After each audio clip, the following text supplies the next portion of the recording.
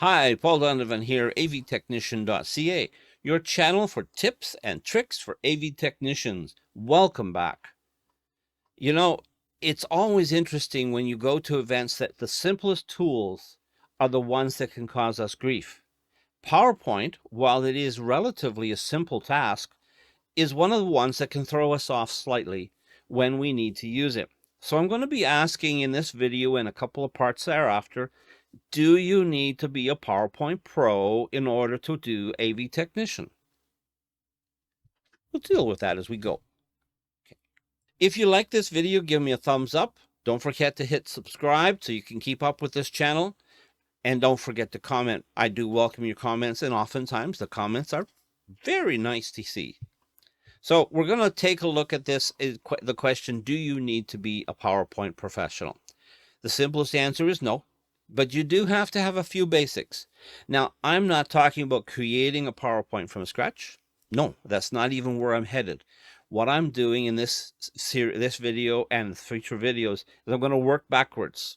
First off, I'm going to assume you have some of the PowerPoint basics. And so what I'm going to do is the skills as an AV technician you need associated with PowerPoint. Then I'll go through a series of the additional PowerPoint tools you may or may not ever use. You never know what might come into play. And then for those of you who are coming in at this fresh and brand new, I'll go back to basics. PowerPoint 101 for beginners. I can't wait because I've taught this course many, many times to people about how to use PowerPoint from scratch and having no background and knowledge. It'll be fun. But hopefully it won't be part 20 and 21 and so on and how to get that far. You never know. So in this video and all videos I'm using PowerPoint 365. That's part of the Microsoft Office 365 package. Keeps you always up to date with the latest version of Microsoft Office. Whether you're on Windows or you're on a Mac, if you have 365, it sounds like I'm advertising for Microsoft. I am, sort of. That's just not paying me. But if you have Office 365, you will always have the latest edition of Microsoft Office, Word, Excel, PowerPoint, and all the other ones. So these things I'm showing you are being shown on 365. But many of these things have been with PowerPoint since version 2007. And some of them way back to the beginning when PowerPoint was first developed. So one of the first things we're going to talk about is whether using the mirror mode versus the extended desktop mode. It's very important to understand what this is, because this is probably the part that makes you look like a professional when you're doing your events. So first off, a mirror mode means that the laptop big screen and the big screen on the projector or TV or whatever you may have going have the same view, which means it'll have all of the weird little icons. It may have a picture of your kids or your favorite cat or a dog or whatever you have as a wallpaper. That's what everyone is going to see. Every time you move your mouse, it's going to be visible. That's mirror mode. You don't want to have that. That's unprofessional. But you then want to look and see about getting it into extended desktop mode. Now on Windows, you can right-click on the screen and choose Display Settings, or since version 7, you have the ability to go Windows P and you choose Extended Desktop Mode. Both of those methods work equally the same. One is a super quick. When you go into Extended Desktop Mode, your second screen has, in principle, a different view of what's going on than your primary screen.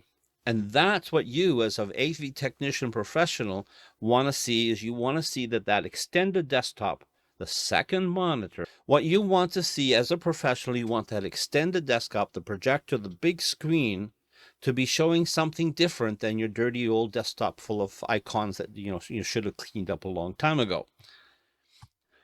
So also, we now use extended desktop a lot more because presenters make up their PowerPoint and they put in notes into the PowerPoint, and they want to see those notes. This is called presenter view or notes view, depending on how what your vocabulary is on this. But in presenter view, which is the words that Microsoft uses, is when we really need the extended desktop. With the extended desktop, the speaker can see on the screen, they can see the current slide. a next slide, and they can see their notes. And this has been around for a long time, but nowadays, this is when we put the laptop up on the lectern and get it out of our fingers, which is a nasty thing because we have to run from the front to the back, front to the back, front to the back, front to the back every time they change presenters. But we use extended desktop mode in order to have presenter view. The next part of being a professional is you want to be sure that we have appropriate wallpaper on the screen. A wallpaper, or background as some of you may call it, this is a trick that a fair number of AV technicians that I've worked with, they have no idea about it. What they do know that they can make a black screen or a color screen or gradient or whatever. They know that, or they can use the built-in pictures that Microsoft gives you. But you have the ability of putting up the default graphic or branding for the event that is the default background, so that when you're not in presenter view, the background shows, and that is much more professional. Now, normally when the client gives you the PowerPoint, the first slide is that cover slide. I call it a cover slide. I've actually had clients come in and create a PowerPoint with just one slide, which is the cover slide. But to other clients, they give me the entire PowerPoint for their first presentation, usually the welcome or introduction. And the first slide is the default slide for the day's event.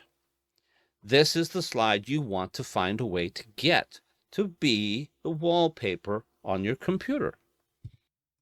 We don't want to have that cat showing up on the big public screen in a professional environment. What we'd like to have is the PowerPoint default slide. Oftentimes, clients will come to you with a set of slides, and the first slide is available to you there. So I have a first slide, and this is going to be the default slide that is needed for the client. And this is what we'd like to make as our new desktop. So the simplest thing to do is you go up to where it says File, and you click on Save As. Where it says PowerPoint, you click and go down to where it says JPEG. I prefer using JPEG. Then you make sure it's going to the place you want it to go to, and I suggest you double check that you're putting it into your desktop. Okay, save. It asks, it says it's already there. It asks, do you want all the slides or just this one? Well, we only want the one, so we'll just choose this one. There you go. Now we've got that slide saved as a JPEG. And now all we have to do is we have to find that file. We now find it, and we right click, and we choose Set as Desktop Pattern. We do that, and you'll notice that our pretty cat picture disappeared. And it disappeared on both screens. So both screens are now technical test.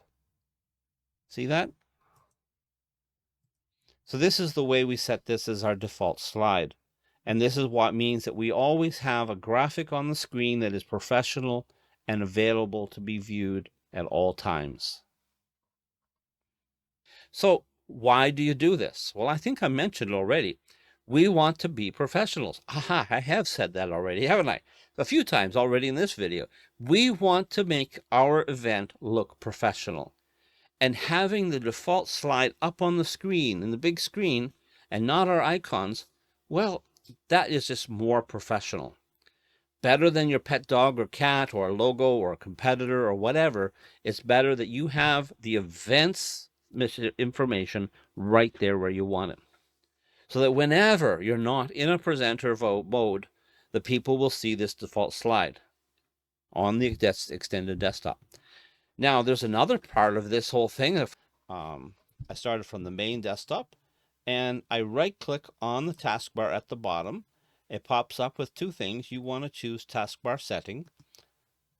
It opens up, and this is Windows 11, so that means you go down where it says taskbar behavior, and you scroll down a little bit, and you want to turn off show my taskbar on all displays. And I do that, and the taskbars disappear. If I show you that, you'll see that now my remote desktop no longer has the bars. Here, I'll put them back on. They're back on, and they're off. This is a mode that you really want to set for your computer, is to have a clean screen with nothing but the desktop wallpaper. That's what you want to have. This is the way you do it in Windows 11. It's very close to the same in Windows 10.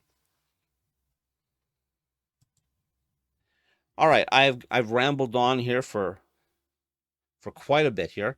So I really want this to emphasize that this is one of the key parts of PowerPoint that you as an AV technician, this video here, this few minutes that I've talked to you, probably is going to be the most important part of this series on PowerPoint for AV technicians.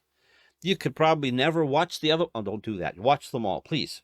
But you wouldn't need to go past part 1 to cover 90% of the things that you do as an AV technician using PowerPoint. But I'm going to go on to part 2 and cover some more things that as an AV technician you should know about PowerPoint, but they're not going to be done on a much more often, not as often. So that's where we're going to end this video. Now, if you like this video, click thumbs up. Don't forget to hit subscribe so that you can follow my videos as I post them. We welcome comments. Please feel free to leave comments. This is Paul Donovan. I am Paul Donovan. This is avtechnician.ca, your channel for tips and tricks for AV technicians. Thank you for watching and have a great day. Bye-bye.